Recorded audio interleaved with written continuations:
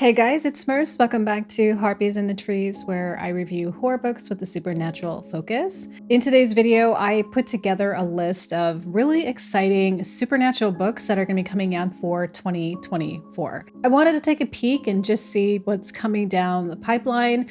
I feel like this year was very gothic heavy, and I'm seeing a trend already with just the list that I did about what's going to be coming out next year. So it's the end of 2023.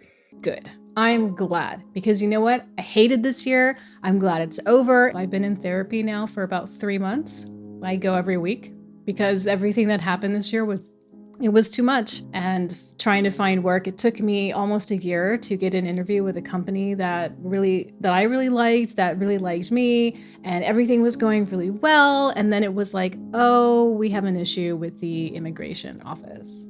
So I don't know if I can actually resolve that issue. So I was hoping that this year would end on a good note, but it doesn't seem like it will. I did read some good books this year, and I think I'm going to do a little video where I kind of talk about all of the great books that I read this year. So I'm really happy for that. I think books are one of the things that are always getting me through things. You know, books are this kind of safe haven I can go into when everything is just crashing around me and nothing makes sense and everything is terrible. And even though I'm reading things that are terrible, right, because it's horror, it's still a place, like in books, it's like a place where things happen for a reason and they get resolved. And in the real world, you don't always get those things. But I know this all stems from when I was like 12 and 13 reading Stephen King books and just enjoying those in my room, and just such a great time and such a great memory. So every time I read a book, I come back into that space. So it feels really good. So I know a lot of you have had a really rough year. Some of you have told me this has just been the worst year ever. I hope that we have a good next year, especially since I think there's going to be a lot of great books coming out. So let's go ahead, let's jump into that and let's talk about that, because there's some really cool things.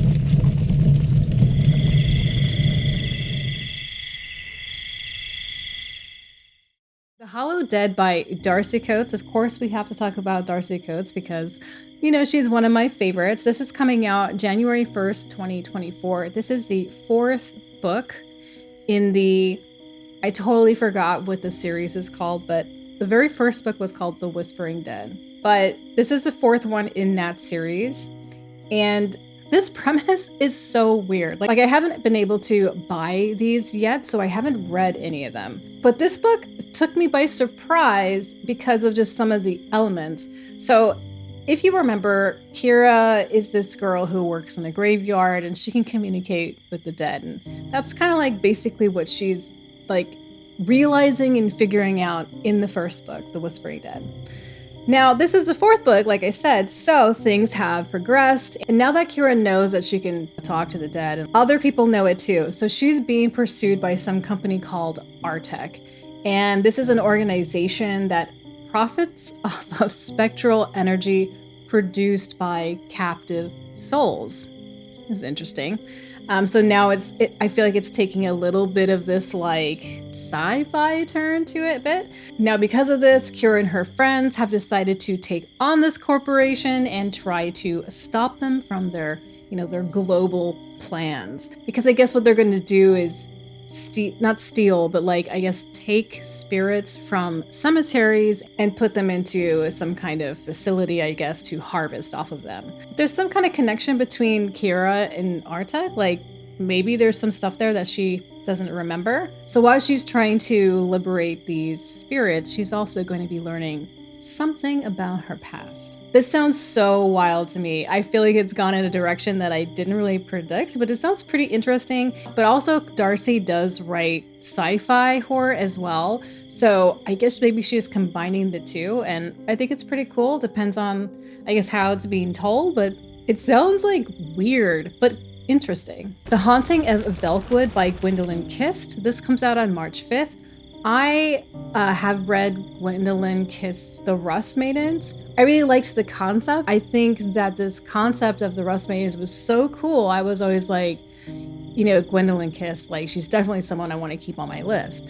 So this story is about a neighborhood where all of the homeowners and families and kids and stuff who live in this neighborhood turn into ghosts. except for 3 childhood friends that somehow survive this night. I guess this book is kind of like how they survive it and kind of what happened.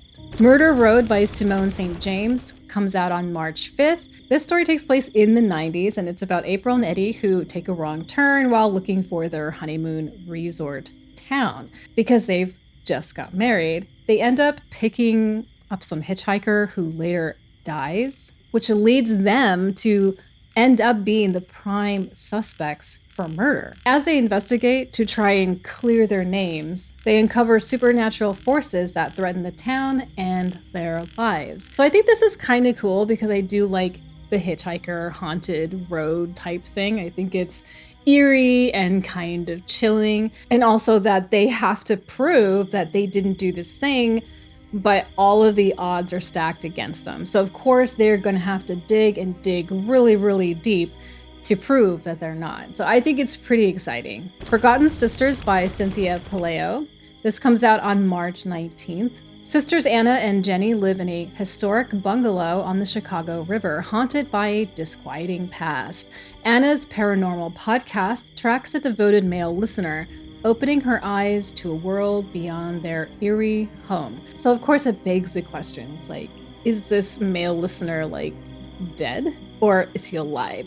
Or are the sisters dead? And that's why they're trapped at home. But it sounds really cool because of the setting is really nice. It's in Chicago, which has this like really rich history. It sounds like it might be like kind of quiet, but like very moody, very spooky, kind of atmospheric. I have a soft spot for horror sci-fi, as you know, so I always want to add it to my list. Psychologist Dr. Ophelia Bray, dedicated to combating ERS. It's some kind of condition that you can get when you're in space for too long. And historically, there was a massacre that happened where like 30 people died, and it is believed that this could have been because of ERS. Ophelia eagerly joins a space crew on an abandoned planet. The crew, fixated on the mysterious planet, sidelines Ophelia. When their pilot is brutally murdered, fear arises. Will ERS violence return, or is a darker force at play? In seeking answers, scarce trust and hidden truths jeopardize their quests. Obviously, super cool setting, abandoned, empty planet, right? And there's this idea that maybe it might make you crazy and kill everybody. And I feel like that is super scary. I mean, that's like something I think we've seen, in a lot of different films and books and stuff, but like it's so scary. Will I turn into a murderer? Who knows, right? I'm hoping that there is a lot of world building, just with how the planet looks and feels and the emptiness of it and that kind of thing. Because I want to get swept up in that. All the Fiends of Hell by Adam Neville will be coming out next April. He's one of my favorites, so I try to keep on top of what he's up to. And this is going to be really interesting because this is alien horror, which is very cool. It's interesting that he doesn't call it cosmic, and it's interesting that it's not sci-fi, but specifically alien horror. Seeing the morning is no blessing. The handful of scattered survivors are confronted by blood-red skies and an infestation of predatory horrors that never originated on Earth. An occupying force intent on erasing the remnants of animal life from the planet. The main character is a man named Carl who has found 2 orphans that he's kind of taken under his wing so they can try and escape this apocalypse that's happening. But the world is really transformed, and there's all of these hungry, ravenous alien monsters all over the place looking for a snack. So their only objective is to just survive. Cranberry Cove by Haley Piper, coming out April 2024. I love Haley Piper. Piper's writing is so good. If you haven't read it, you definitely need to check it out. This sounds really interesting. This is a book that starts with a question, which is what happened at Cranberry Cove?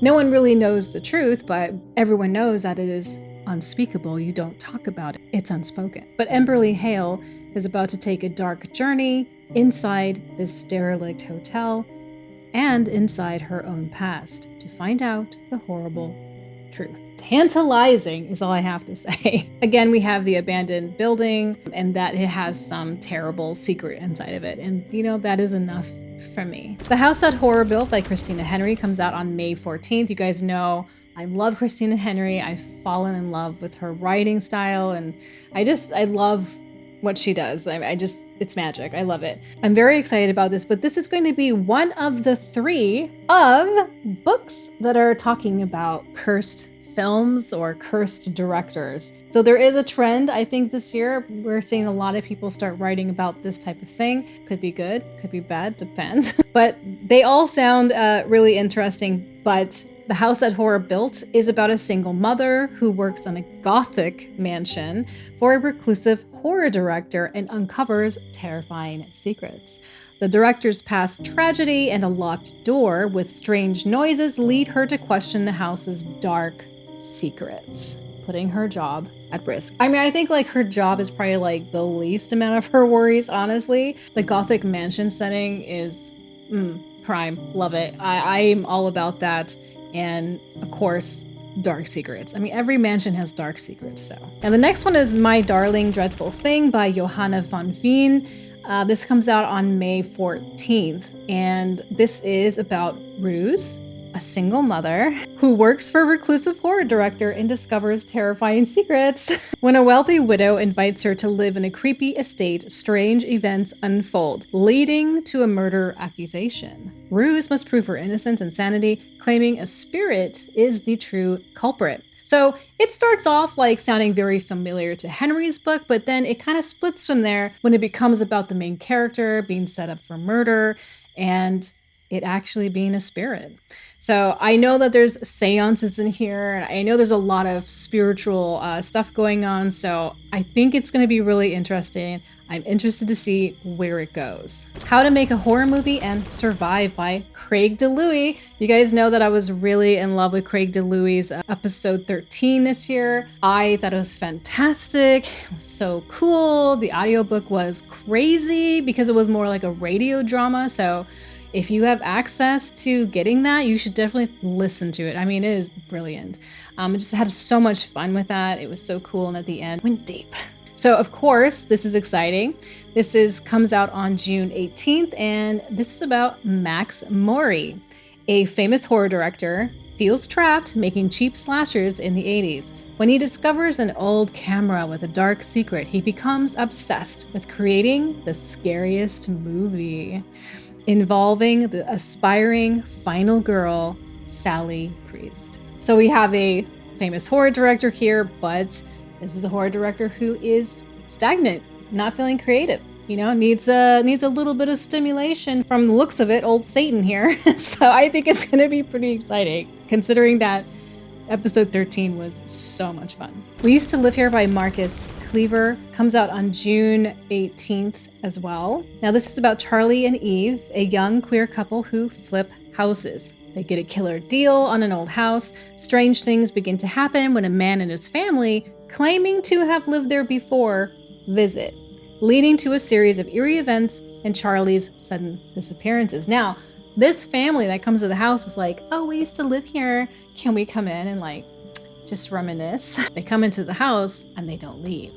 And that to me is like so scary. I don't know if you've ever had anyone in your apartment or your bedroom or your house where you're like, this person needs to get out, and like how that tension is. You know, that tension is so uncomfortable. Now, this is being touted as like a modern ghost story, which is kind of funny to me because I'm like, which modern? You know, like I feel like there's kind of like, I don't know, like blocks of like, I guess the modern ghost story kind of changing. But this takes place in Scotland, okay? One of the greatest backdrops for like traditional spooky house stuff. And this takes place in a castle. And the new people who move in, who are coming in to renovate and change things up and stuff like that, they are going to be confronted by the past of this castle. It's tragic, it's dark, it's scary, it's haunted. And they're gonna have to deal or not deal with multiple ghosts and a mysterious curse on a diamond. Are they gonna find this diamond somewhere? Is it gonna be tucked away like behind a stone wall or something? That's kind of what I keep thinking about this. Now the last one that we have here is for the Dead Children's Playground. And this is by James Kane. It is part of a series, American Horrors. This is number 1. It comes out on November 1st. Sisters Kayla and Kylie move to a new house near a cemetery with a haunted playground. Strange occurrences lead to a malevolent spirit haunting them, turning their lives into a terrifying game. I like spirit children because they always just seem really mischievous. All of the ghost podcasts that I listen to, whenever there's like children spirits, you know, like doing whatever, it's always like really funny stuff. Taking your jewelry, taking your money, hiding it somewhere, you know, doing things like that. Like it just seems rather silly. But if there's some kind of sinister aspect, like these kids are pissed, you know, then it starts to get really scary. And that's what I'm hoping is going to happen here. So that was the 13 books that I handpicked from multiple lists, trying to find things that were spooky and interesting. I just hope there was something here that interests you and that you will be looking forward to as well. There are also, you know, tons more books coming out. I really wanted to focus mainly on spooky supernatural stuff. So, you know, take a look out there. There's a lot going on. I'm sure you'll find some cool stuff, but I hope this was useful to you nonetheless. Please take care of yourselves, look out for each other, and I will talk to you next time.